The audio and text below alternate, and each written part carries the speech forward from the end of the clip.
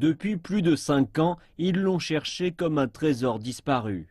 Mais Abubakar Shekau a continué à éviter l'armée nigériane. Le gouvernement américain a offert 7 millions de dollars pour sa capture ces 4 dernières années, tandis que le gouvernement nigérian a mis sa tête à prix pour 50 millions de naira en 2012.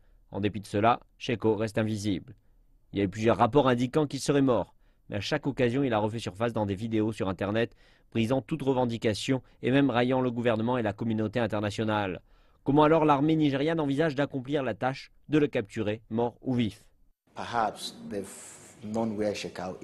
Peut-être qu'ils ont su où était Shekau et qu'ils sont sur le point de les attraper et qu'ils veulent rendre cela encore plus dramatique. Puis le second aspect est ce qu'ils qualifient d'opération psychologique, ou tenter de lâcher certaines informations avec l'intention de modifier le comportement de l'opposant ou de l'opposition et les inciter à agir d'une manière particulière pour atteindre votre propre objectif.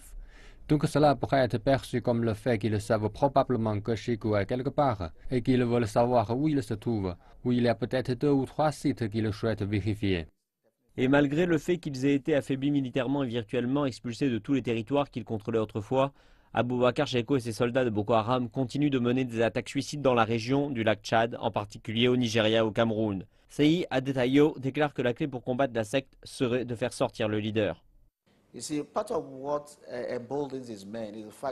Ce qui donne du courage à ces hommes est le fait qu'ils n'aient pas été capables d'attraper l'homme.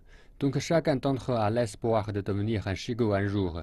Ils estiment que si Shekau peut résister à une telle guerre et avoir une telle rançon sur sa tête, et que des soldats le recherchent avec sa photographie partout sans avoir été capables de l'attraper, alors c'est une grande motivation pour son peuple, et ils peuvent continuer à faire la guerre et à renforcer le niveau de Shekau et devenir d'autres hommes entourés d'un tel mystère.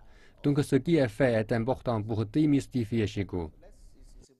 Le compte à rebours a commencé, l'horloge tourne pour les soldats. Ce pourrait en effet être le début de la fin pour l'énigmatique figure qui terrorise une région entière du continent depuis bien trop longtemps.